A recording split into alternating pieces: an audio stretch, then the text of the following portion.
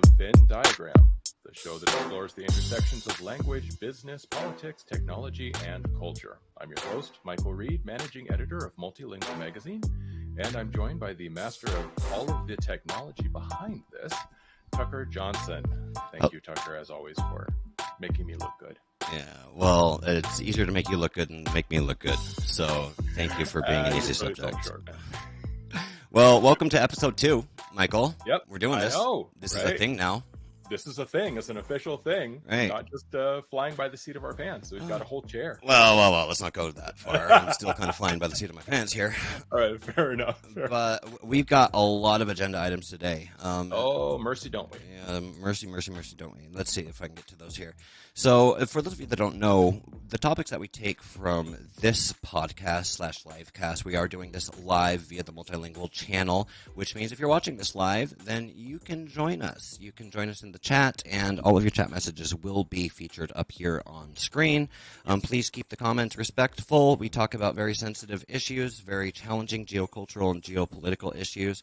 And we try to keep an open mind and facilitate conversation here. And with that having been said, let's dive right into it, Michael. We've got. All right. Why don't you introduce the agenda today? Let's just do this thing. So, first on the agenda, of course, is China. That maybe seems like sort of a perennial issue in a lot of geopolitical things, but there's a particular or a few particular reasons for it. This time, there's also some talk about COVID exclaves and enclaves and cross-border towns. It's really interesting how that works because it doesn't always line up neatly with national borders, right? Because a lot of national borders were placed on top of older tribal or ethnic borders. And we're seeing sort of a revival of that in the COVID era. And then hopefully we're going to have time to get to some of these news items, especially the attempt by a company to trademark the name Yoruba, which, if you're not familiar, Yoruba is an ethnic grouping in Western Africa, large population in Nigeria. And there's a brand that tried to trademark that name. So a brand that, and this is, I hope we have time to get into this because this is a brand that is, well, problematic, for lack of a better term. Yes. I was reading a little bit about that. Where do we want to start? You want to get right into the China here? Let's just jump right into China here. So China and Cena. China. And there's probably people watching this going or listening saying, what are you talking about, China? What is Cena? Did you misspell? Yeah, well, here is Cena. Yeah, exactly. Here's John Cena. Yeah, we didn't misspell, like, when we're talking about China, like S-I-N-A or S-I-N-O. No, we're talking about John Cena. And I'm not able to do his trademark wrestling sort of gesture or move. But yeah, so here's what happened. The newest movie in the Fast and Furious franchise came out, Fast and Furious 9, I believe it's called. There's so many. There's so many. Yeah. So anyway, this is the 9th, perhaps the 9,000th. And this movie came out, and one of the first places it's being shown is Taiwan. From my understanding, actually, the Fast and Furious franchise is incredibly popular in Taiwan and in China as well. So, John Cena was on his press junket. He's moved out of wrestling, I think maybe entirely, but at least partly. And he's an actor now, right? And he was on his press junket, and he was talking about the new movie. Now, here's where the problem becomes, because he was saying that Taiwan was going to be one of the first markets to get the movie. Here's what he actually said. Taiwan will be the first country to see the movie.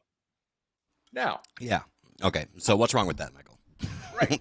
It seems like a completely anodyne statement, right? Yes. Taiwan's going to be the first country. Okay, cool. Moving on. Oh, no. No. Because if you're the People's Republic of China, in other words, what we call China, mainland China, right? Mm-hmm. Taiwan is not a country. It is absolutely not a country from that point of view. It's never been recognized as a country. It's never been recognized by anybody, right? No. By anybody. It's a well, other than the Taiwanese, right? Yeah, other than the Taiwanese, and I think there has been some international recognition of it. And I mean, historically, that's been a pretty contentious thing as well. But from the point of view of the CCP, the Chinese Communist Party, Taiwan is at best a rebel province. It is certainly not meant to be spoken of or recognized even in passing as an independent country. This is a matter of not inconsiderable sensitivity to a lot of people in China, certainly the Chinese government. And so when John Cena said that Taiwan would be the first country to see Fast and Furious 9, it wasn't that they were jealous. It wasn't that the CCP was jealous that they got to see the movie first. It was that Well, Taiwan would maybe a be. little bit. Maybe a little bit. I mean, Come they on, could. let's be You know, honest here. yeah, Let's be real. You know. They're like, what?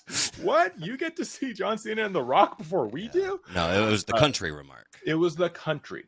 If he had said territory, if he had said region, market, audience. Yeah, if he had said market, audience. I talk about markets a lot, right? Yep. And because just to avoid that, and right. you see this too with a lot of companies that I work with over at NIMSY is, like how do I like internationalize this in a way that's not going to upset anybody, right? And you've seen in the last 5 years, this big push to like get rid of flags. For example, because a lot of times when you go to a website, the language drop down, it just has a list of flags. So if you speak English, you pick the American flag, but that's completely lame for people in New Zealand, right? And 100%.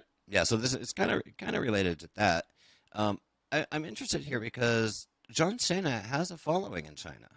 He does. Yeah, absolutely. He has a big following of he's learned Mandarin, so he can communicate. That's the thing, right? Back in the day, like he was kind of taking it on himself to push the WWE into the Chinese market, and like he believed in that mission so much that he actually he learned Chinese, right? Which is awesome, So it is. Take that, Zuckerberg, right? Meatheads can learn languages too. No, he's walked his talk. He has like 60,000 followers on Weibo, I think, which is really cool.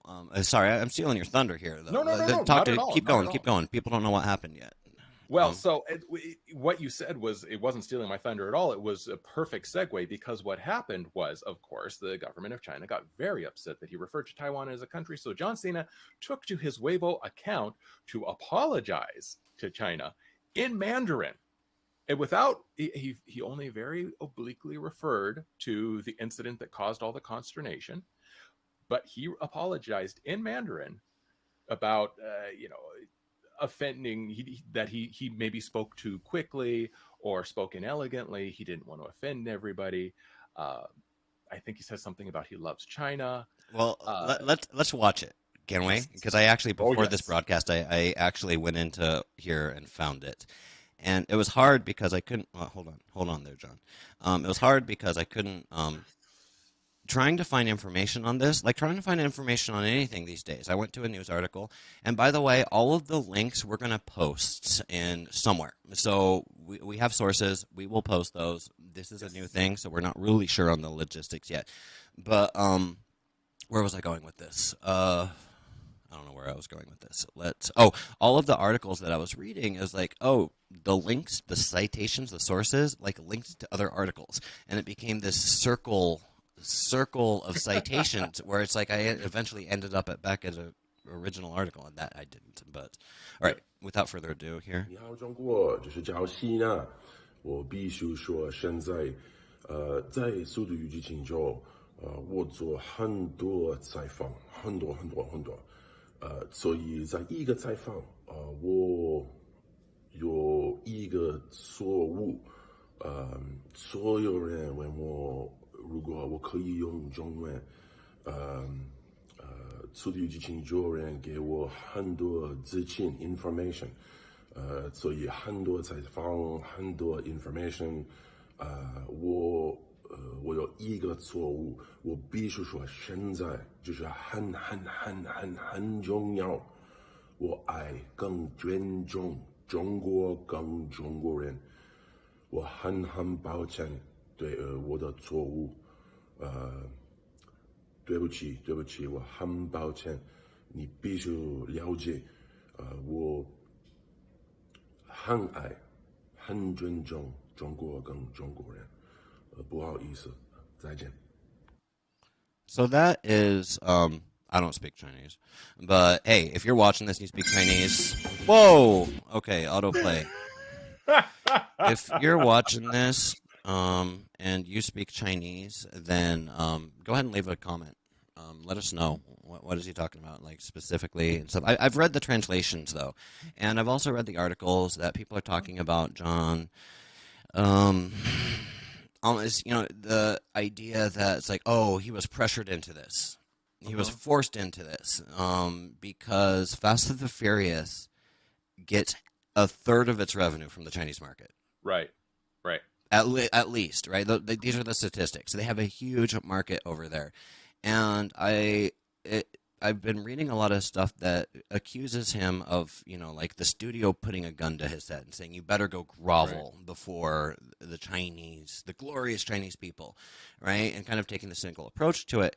But this is why I wanted to play the actual video, because I don't speak Chinese, but that looked like a genuine statement to me. And who am I, right? Like, who am I to gauge whether someone's genuine? But my personal opinion is, it seems to me like this is a man who has a relationship with his audience. Yes. And is making a heartfelt apology for that. And as we've discussed in past sessions in closed groups, not on live streams, this is how to do it when unintentionally offending a people, culture, place, market is you have to be genuine. Because if the statement is not genuine, if it's not coming from a place, people will read into that a whole lot. Right. Absolutely. No, it's got to be authentic. You're 100% right about that. There's something that I find particularly interesting about this. Yes, the language that like the fact that he's speaking Mandarin to do it, which I think is really important because it clearly shows that he has a consciousness of his audience, right? But I think some of the words he chose were interesting as well. Now, my Mandarin isn't fantastic. I'm competent in it, but I'm not really, really great. People, help us in the comments. Help us in the comments. Chinese speakers, it's for you. He keeps saying, 我很爱中国,我很爱中国人. I really love China. I really love the Chinese people. Oh. And to me, that's interesting because he's in his apology, because he talks about how he had been on a lot of press tours and maybe he was getting a little punchy, I think, sort of the implication there. And he said, I made a mistake. And then he talks about how much he loves China and he loves the Chinese people. Now, if you have no context for this at all, you might even be led to think that he said something that was maybe kind of racist or maybe a little offensive toward Chinese people as a group, almost. Like you could maybe... Well, the argument could be made. Yeah, the argument could be made by the Chinese person that he is offending them as a group. Right. He's not recognizing their sovereignty. Right, exactly. You could make the argument that it was sort of not racist necessarily, but almost like an ethnic faux pas that he had made. And it's interesting because if we look at it from that angle, then we're saying that sort of the Chinese view sort of separates Chinese people Taiwanese people from China. Because if he's saying I love if China and Taiwan are a coextensive unit, right? Essentially, ethnically, and he says I love the Chinese people, then by definition, he has to be saying that he loves Taiwanese people. Is that the perception though? In Taiwan, would they feel the same way? In Taiwan, because there's multiple people at this party. Right? Absolutely. In Taiwan, that's definitely not the perception. Well, they already had maybe that's... Wow, this is cynical. But maybe this is why they released in Taiwan early. Maybe this was the plan. Okay, guys, we're going to release in Taiwan early. All of the fans are going to go see it. Then I'm going to say something to offend them because we've already got their money. Right? I doubt it. Out of the barn already. I doubt it, but... No, I mean, you could, as a very cynical plan. Okay, I could see that happening. But and so here's the interesting thing, because yes, Taiwan and mainland China are joined by language, right? They're both Mandarin speaking places, and I say that with an enormous amount. Like if I could have pop-up bubbles around me, I would have an enormous amount of caveats around it. One, looking at China, there are many languages in China. Some of them are, Han languages, some of them aren't. So there's all that to look at. Then looking at Taiwan, the Aboriginal languages of Taiwan, a lot of them are Austronesian. So they're not Mandarin speaking necessarily either. So neither mainland China nor Taiwan are uniformly Mandarin speaking places. First, we have to get that, but that sort of functions as the lingua franca of the general area. Sure.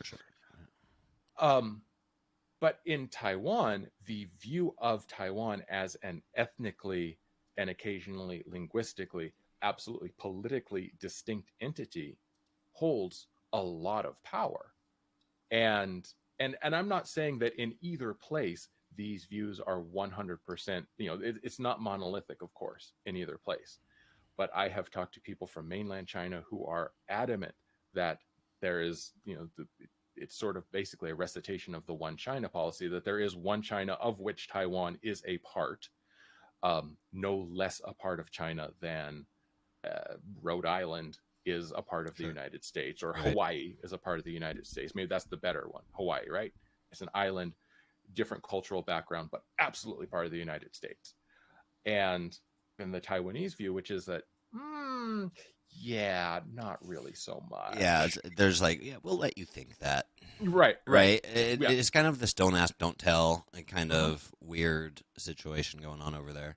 Right. But I want to keep going here. China and Friends. This sounds like an animated Saturday morning TV show. It really does, doesn't it? With China being the main character. And Friends, yes. But we're actually talking about Friends. We're actually talking about Friends, the show. Yeah. The show that aired from 1994 to 2004 in the United States, one of the biggest American sitcoms of all time. And they had a reunion special. It was released on HBO Max here in the United States to quite a bit of fanfare and acclaim. I've watched it myself. I was a big Friends fan, so yeah, I watched it too. But the Friends reunion special was not just it wasn't an episode of Friends set 20 years later. It was the cast getting together to talk about their memories of being on the show. And it featured cameos from a lot of celebrities who wanted to basically share what the show meant to them, right? Wanted to steal their thunder. Pretty much, yeah. To use a Friends reference. Those of you that get that, respect. Yes. I was going to say something about Pivot, but I'm like, no, that's too So among the celebrities, because they were trying to show sort of the global appeal of Lady Gaga, Justin Bieber, and K-pop group BTS, just for those of you that can't read this screen. Yes, Lady Gaga, Justin Bieber, and BTS. So and BTS is popular all over the world because K-pop is such a cultural phenomenon. Like, it's such a force right now, which is interesting in and of itself. That's a side conversation about how K-pop kind of got really popular in Japan and then all of a sudden it's popular in the West. That's another episode here. Oh, that's a whole that's 5 other episodes right there. But Lady Gaga, Justin Bieber, and BTS, among many others, were on the Friends reunion. A lot of people in China have watched Friends as well. However, the Chinese government has some problems with some of those guests that were on the show. Lady Gaga, because Lady Gaga met with the Dalai Lama at one point. It was 2000. That's a no-no. 2016, I believe. That's a no-no. Why is that a no-no? Because Tibet considers itself to be not a part of China, and it's called within China is called the Tibet Autonomous Region, I believe.